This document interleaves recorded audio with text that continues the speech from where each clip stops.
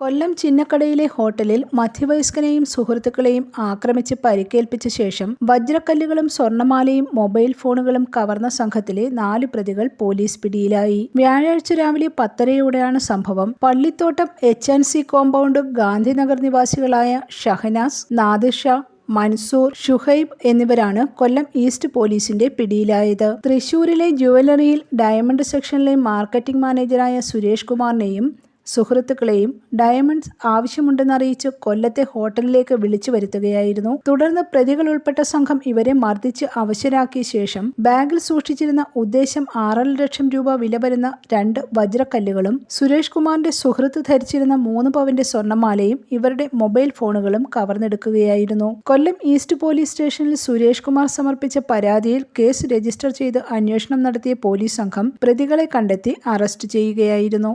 സംഘത്തിൽ ഉൾപ്പെട്ട മറ്റ് പ്രതികൾക്കായുള്ള തെരച്ചിൽ നടത്തിവരുന്നു. Kollam east police station inspector Harilal പിയുടെ നേതൃത്വത്തിൽ SI-മാരായ ദിൽജിത്ത്, ദിപിൻ, ASI-മാരായ നിസാബുദ്ദീൻ, സജീല, CPO-മാരായ അനു, ഷെഫീഖ്, ശ്രീഹരി, അനീഷ് M, ഷൈജു B, അജയ്കുമാർ എന്നിവരടങ്ങിയ പോലീസ് സംഘമാണ് പ്രതികളെ അറസ്റ്റ് ചെയ്തത്. ഇവരെ കോടതിയിൽ ഹാജരാക്കി റിമാൻഡ് ചെയ്തു. News bureau, Kollam.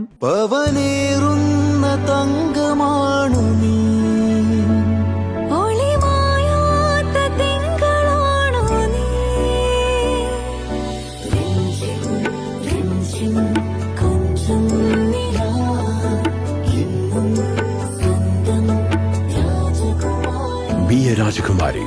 Rajakumari Gold and Diamonds. The trust of Travancore. Rajakumari.